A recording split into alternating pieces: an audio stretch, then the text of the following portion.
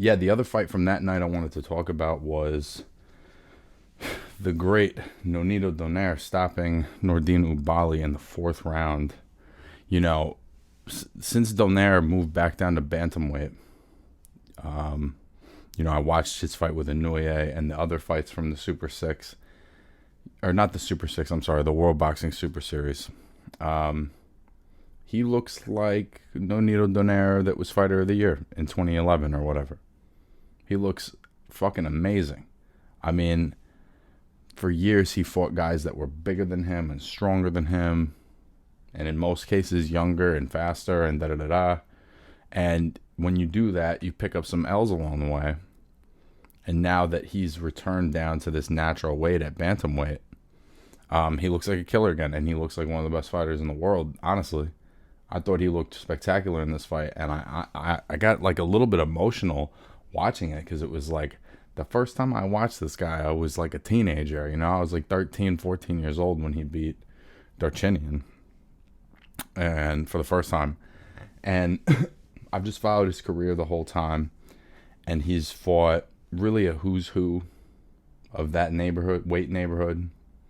He's never backed away from a fight.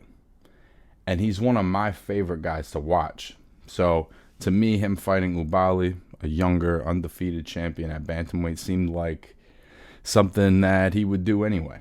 And after the Inoue fight, I really liked his chances. Oubaali is a good puncher, but he's not even really that good a puncher. He's a really good boxer. But there's an element of it that is a little bit predictable. Like, it's very standard. His technique is very standard. It's textbook, but it's almost too textbook. And someone like Donaire with his athleticism and his power and his feet, I mean, he does a similar thing that Pacquiao does, where he has the way he closes the distance. He closes the distance so fast. It's like that. He could be on the other side of the ring, and it's like he's on you like this.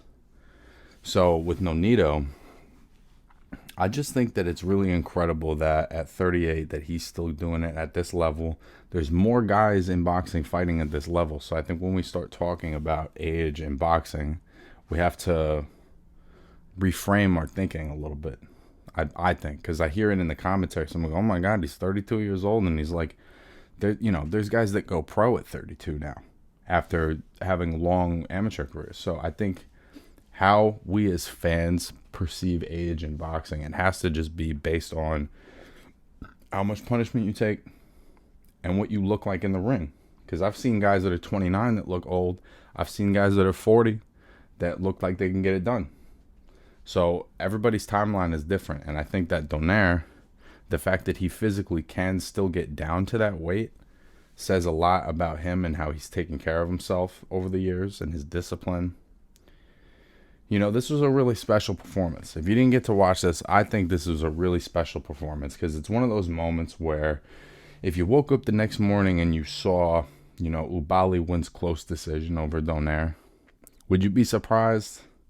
Even if you watch the fight, Donaire won 7 rounds and they gave the fight to Oubaali, would you really be surprised? Like, if it was he just couldn't, but he smoked this guy. It wasn't even competitive. The third round, he drops him. The guy barely goes back to his corner. The fourth round starts and Donaire just kind of blasts him out of there.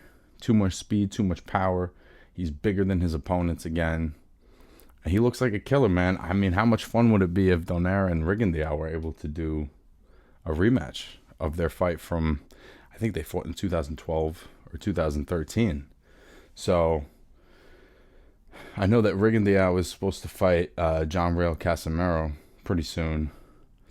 But if Donaire is not going to fight Inoue in a rematch in his next fight, I would love to see him in with the winner of Casimero and Rigondeaux. And I think that the winner of that fight is going to be Rigondeaux. And if it is, I think that that's a really great rematch. And how cool would that be if it happened like almost 10 years later and these guys are essentially both at the top of bantamweight again, legitimately. It's not like a gimmick rematch. It's like a meaningful rematch. I mean, that would say so much about both of these guys. So Big shout out to Nonito Donaire, man. He's been one of my favorites for however the fuck long. He's been around 15 years. And I'm glad that we get to keep watching him do his thing and do it at a very, very high level.